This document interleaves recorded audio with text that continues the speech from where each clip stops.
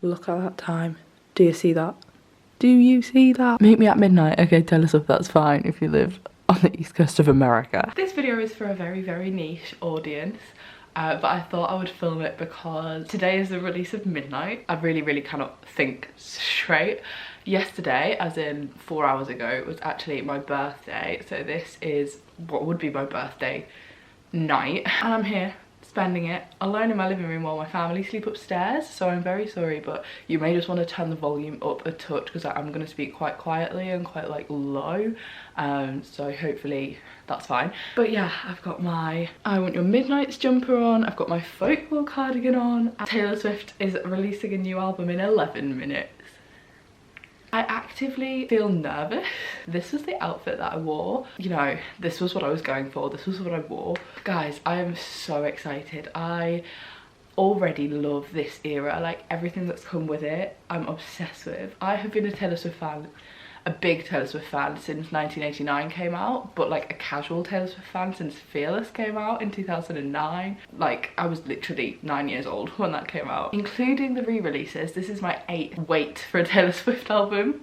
I'm very nervous actually. But yeah, I just want to apologise for the appearance. Like I say, it's 4:48 in the morning. British fans or European fans got hit hard this era. I feel like midnight Eastern time, and what will it be, about like 9 PM Western American time? Fine. Everything has been released at 5 AM.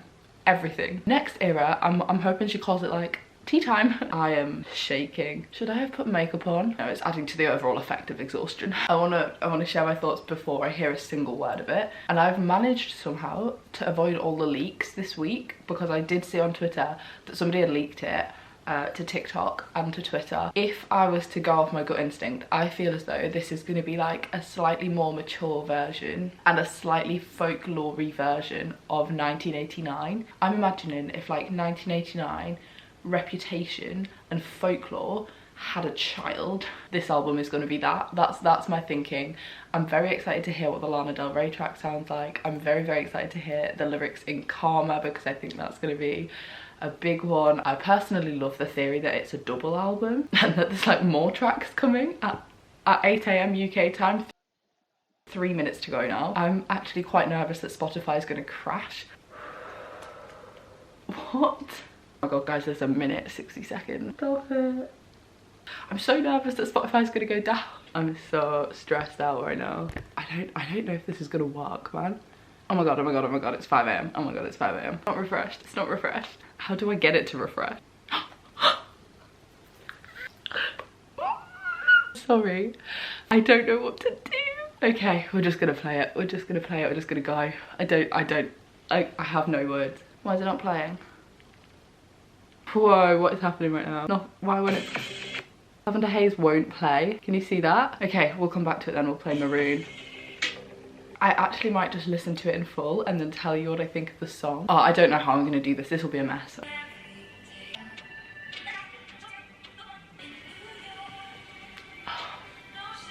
I love the sound of this. I don't want to keep pausing the songs because I do just want to listen to them, but I love the like synthy production of this. I love the fast lyrics. Like, I need to listen to all of the lyrics and I need to read them alongside it, but I doubt that the lyrics are out on Google yet, but let me look. Oh my god, they are. I'm gonna play the lyrics alongside it then. First, listen to Maroon. I really like it. I mean, I just said I love the production. It sounds like, well, I mean, it doesn't sound like I Wish You Would, but like there's a bit I Wish You Would-y going on in there. I read the lyrics alongside it. I really love the storytelling. Oh, I keep forgetting that her theme is like sleepless nights. So this sleepless night was a good sleepless night. They lost track of time. They're drinking wine on the floor. Like, I don't know who she's talking about. I don't know. I'm like scarlet lips. I like that it's not a sad sleepless night, because my original theory about this album was that it was going to be a bit like an album of two halves. I said that straight away, in that some sleepless nights are good, some sleepless nights are not. Lavender Haze still won't play. And here I will play now. Okay, we're gonna listen to this. This one apparently is one of the saddest tracks. Ooh. Hi, I'm the problem, it's me is gonna become a TikTok sound. Like, that is too good of a quote because I am the problem. At tea time, everybody agrees. She's turning British. Which American says tea time? This is what I meant when I said I think it will be folklore meets 1989 because it's over the top of the beat, but she just said, did you hear my covert narcissism lightly disguised as altruism? I don't even know what that last word means. Come on, that's not 1989 lyric writing. Not that there's anything wrong with the lyric writing, it's just that it's like folklorian. She's somehow done it again. She's put incredibly depressing lyrics over the top of a nice, fun beat. And I think I'm gonna need a bit longer to unpack this because there's a lot of bits of it I'm not 100% sure I understand, including the bridge at the end, because I'm trying to work out who her daughter-in-law would be. Not that she has one, but I'm thinking like, how does that work? What? Oh, so like her future son's wife? What? Okay. Oh god, this is sad. This is really sad. It's heavy as well, actually. This one I'm very excited for. This one is Snow on the Beach featuring Lana Del Rey. I think I've woke the dog up.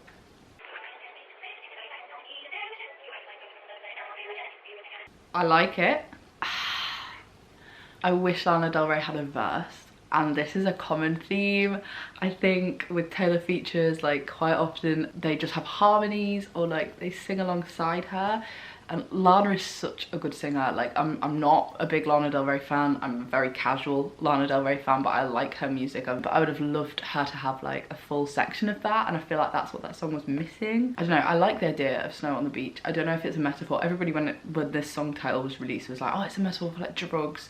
I'm not seeing that in the lyrics, but I mean, I like the lyrics. I like the lyrics. I like it. It's nice. It's not my favourite so far. Wait, is this track 5? Okay, this is track 5. Worried about this one. This might break me. This might kill me off. This is You're on Your Own, Kid. I'm not sure I'm ready.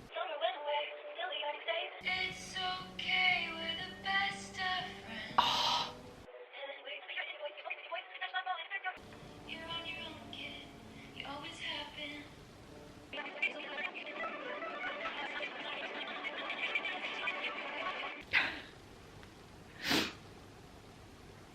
I always rely on a track 5 to make you cry. I love that. That's my favourite one so far.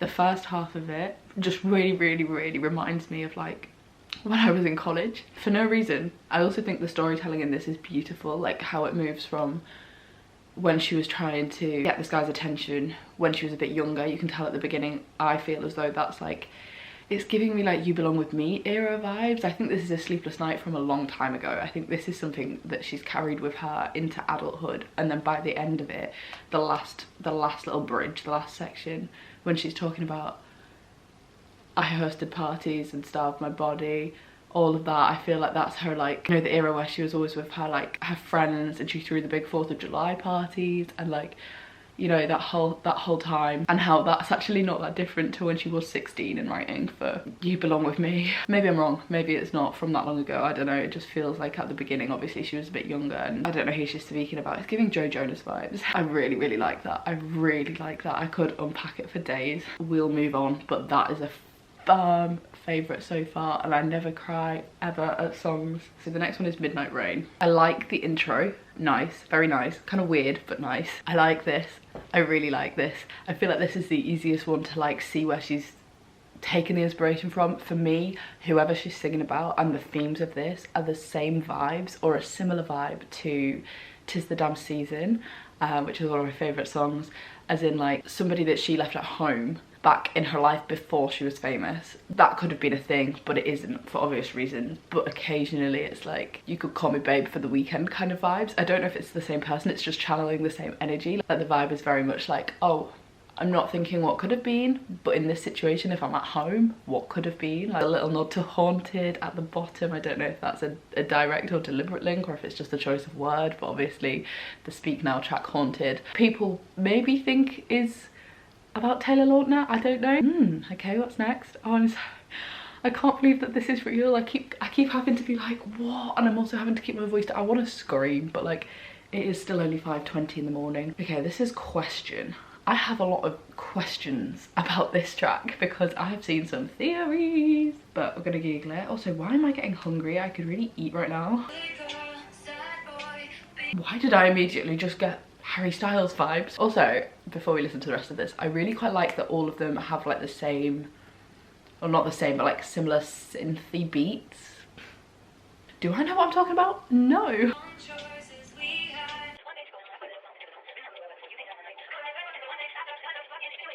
I love how much she's swearing in this album. I really think that's like such a mood shift from her early stuff. Like, I love it. I still have questions about Question. I like it. I'm a little confused. I feel like now that I know more about Taylor as a person, because previously when I was a fan and I was like waiting for the new albums and stuff, I didn't really know too much about her personal life because I was never that involved like with her online presence. I just really liked her music. I think only over the last like 2 years or 3 years I've learned like, actually no, probably since Lover, so yeah, like 3 or 4 years, I've kind of followed like her personal life as well. So I'm trying to work out who things are about, and I feel like I shouldn't do that. I should just be listening to the music. It is giving Lorde meets Lana Del Rey, which makes sense because obviously Jack Antonoff has co-wrote like a lot of these, all of these I'm pretty sure, apart from the next one, Vigilante Shit.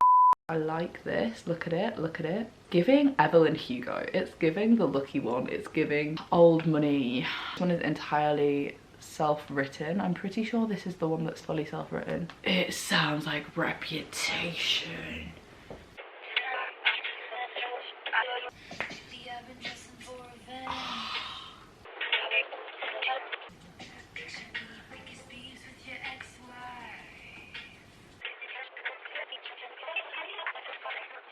Right, I'm sorry I've said this after every single one, but I love that. I love that. It's giving Billie Eilish energy, and I don't know why. I think it's the strong beat and the like quiet singing, but the powerful singing. I love the lyrics.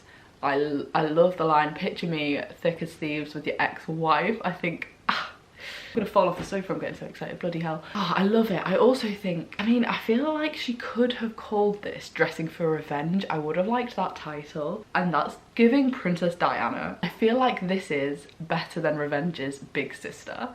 But I also feel like on a personal level, I am the least revengeful person. I would simply cry rather than have any form of confrontation.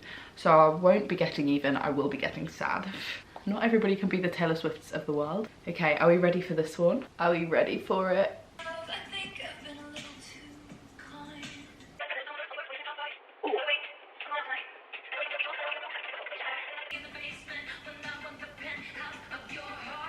There's genuinely not been one I don't like. I can't with these. These are so good. And it's like beaty and fast, which I quite like because it's moved away from like the slow elements in like Folklore and Evermore, but still really sad. The lyric that really stood out to me was, did all the extra credit then got graded on a curve, because it really reminds me of I was so ahead of the curve became a sphere, which is one of my favorite songs. This has single potential because it's like da da da da da da da da da da, but like it's actually really sad. She's so good at that. Right, this is Labyrinth next. Okay.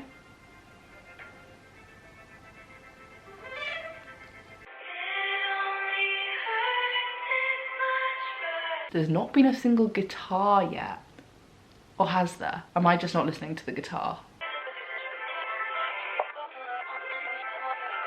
Okay, my favourite lyric from this, without a doubt, is, you know how much I hate it that everybody just expects me to bounce back just like that. This isn't my favourite. I don't dislike it. It's just not jumping out straight away. But could be a grower because sometimes I have to listen to an album a lot of times before I like really pick a favourite. The next song is called Karma. It's explicit. Her little giggle in the midnight mayhems with me about this song has me on edge. It has me on edge and I am so excited. Karma is a cat purring in my lap because it loves me. She had to get the cat in there.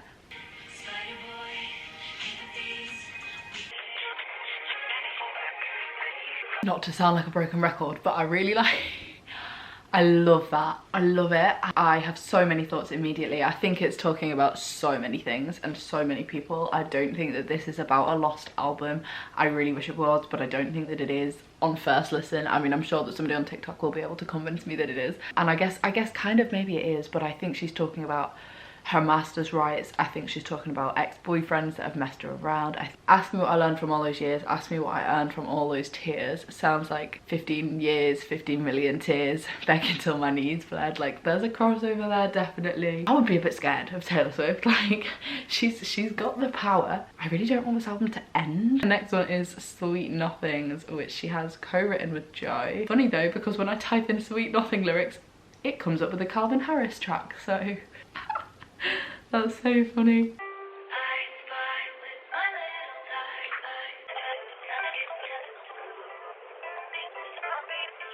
That is such a lovely love song. I really like this. It reminds me of Invisible String a little bit. I think it's just the really simple like piano, like high-pitched piano melody in the background. It's so self-explanatory. I don't really need to be like, I think it's inferring that this. I don't know how to express that I like this album other than being like, I like it. I love it. It's 6 AM now. I've been doing this for an hour. Mastermind. Okay, are we ready? This is the last track, but we haven't listened to Lavender Haze, so I'm gonna play that afterwards. Ooh. Is this a keyboard? I'm like, what instrument is making this sound?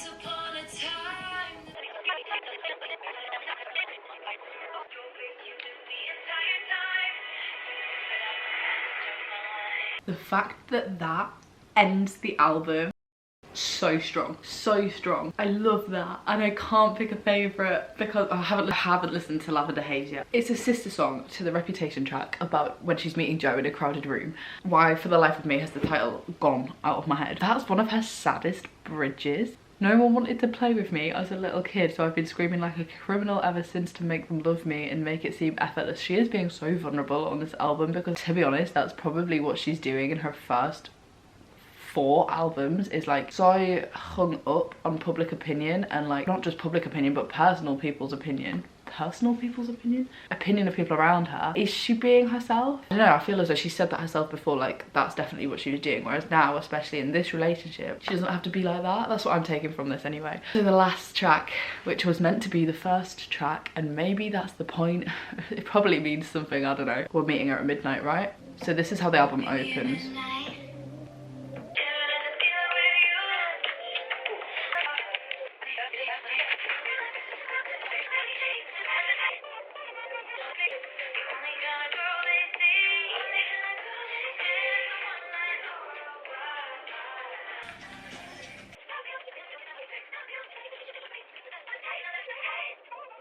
I wish I'd been able to listen to that first because that is such a strong album opener. I'm gonna go as far as to say maybe her best track 1. I mean, is she gonna release any as a single? I don't know, but like that has such single potential. I absolutely adore that. Is that my favourite? Did I accidentally end up saving the best till last?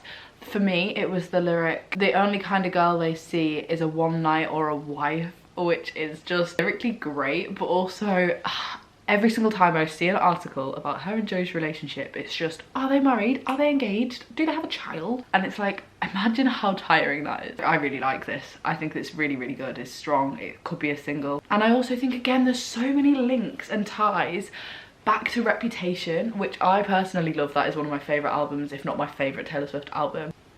We finished the album. I was gonna go back to sleep. Who am I kidding? I'm not going back to sleep. Lots of people in life disappoint me, but never Taylor Swift. That's true. I'm deceased. I don't actually know what to do. I'm blown away. I'm obsessed. I think there's so many things still to learn about this album. Track 5 made me cry, the rest of them didn't. I can't pick out a favourite just yet because it's too difficult. I really liked Lavender Haze. I really liked Maroon. I honestly don't know what to say. I am so anxious about the thought of a tour. Now that I've listened to it, I'm even more stressed because I need to see that live. I have no words. I have no words. Oh my god. I hope you've enjoyed it, and I shall see you tomorrow. I need some time to just take all of this in. So goodbye. Stop it. This woman has me in a chokehold. I was just nicely upstairs in my bed editing away at this very video that you're watching, which is now going to be so bloody long. 8 o'clock rolled around. I went, oh, time to check. Went to Twitter thinking it's probably going to be a film, a documentary, something on Amazon Prime. Nope. Nope. Nope. It's an extended version of the album with 7 extra songs that I haven't previously listened to, so the double album theory was pretty close this time, guys. We nearly were right. We pretty much got this. So I've got 7 more tracks to listen to. Tom's actually awake now. Tom is staying here tonight. And I literally was like, I need to go back downstairs. Don't talk to me, don't breathe. I need to listen to this immediately. I'm gonna actually choke with shock. 7 more songs. The Great War, Bigger Than the Whole Sky, Paris, sexy, High Infidelity, Glitch, Woulda, Coulda, Should've, love that, and Dear Reader. We know nothing about these. This is a total shock. She loves a surprise drop. I love a surprise drop. Let's just listen.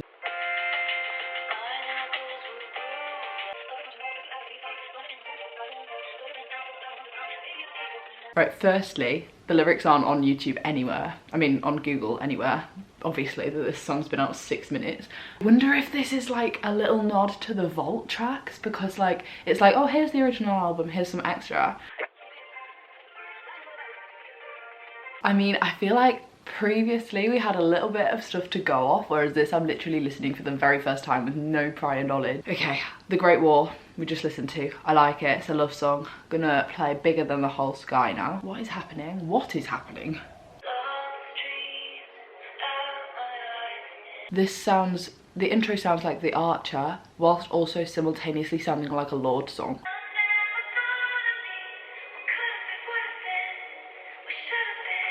You just said what could have been, should have been, would have been. That's another song. Okay, so this is Paris. Also, my family are getting up now because it's like 8 AM. So my little living room space of just Taylor Swift listening. This is Paris.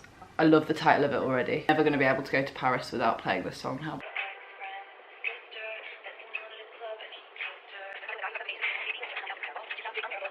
My dad could not care less. He just opened the door. He was like, what are you still doing? I'm like, second album drop. And he's like, oh right. Anyway. Did she just rhyme somewhere else with Paris? Like, we were in Paris. Like, we were where else? It works. Sit by my side in the shade, not the kind that's thrown, the kind that forms where a tree has grown. I don't have the lyrics, but incredible. I love this song. I would go as far as to say that is in my top 5, maybe top 6. Okay, the next one is High Infidelity. Love the intro.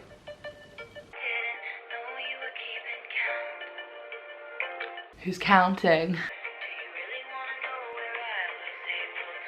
Why does that sort of sound like, do you really want to talk about timings and times like these? My main question is, where was she on April the 29th? Because I just googled the date of the Met Gala because I thought she was singing about the Met Gala, like when she met Tom Hiddleston, but I don't think she is because that was not April 29th, it was May the 4th, although it's close. But I love that song. We have 3 to go. This one is called Glitch. We were supposed to be just friends. Wait, glitch as in this glitch?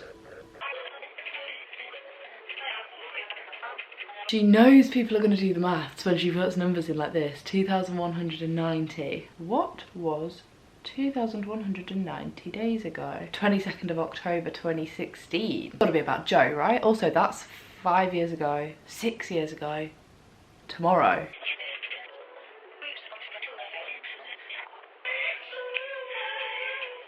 I love that. That's one of my favourites. I love the reference to Blood Moon. I love it. I love that. Woulda, Coulda, Should've and Dear Reader. This is Woulda, Coulda, Should've.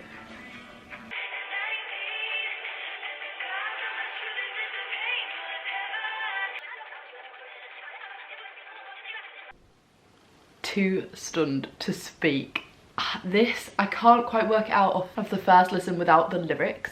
It's either a nod to Dear John or All Too Well, I think. I mean, it might not be. I feel as though that's talking about her first serious relationship, her first serious love, which I would say is the All Too Well era, but the 19 is screaming, don't you think 19 is too young to be messed with? And there's a lyric parallel to Dear John. I can't remember what it is and I don't have the lyrics, but that is up there. I think my top 5 has just completely shifted. It's done a full schlup. I need to listen to that a good couple of times, and that is one of the best Taylor Swift songs I've ever heard. I was not expecting that. That's a Sleepless Night from a long time ago. Why am I worried about this being the last track?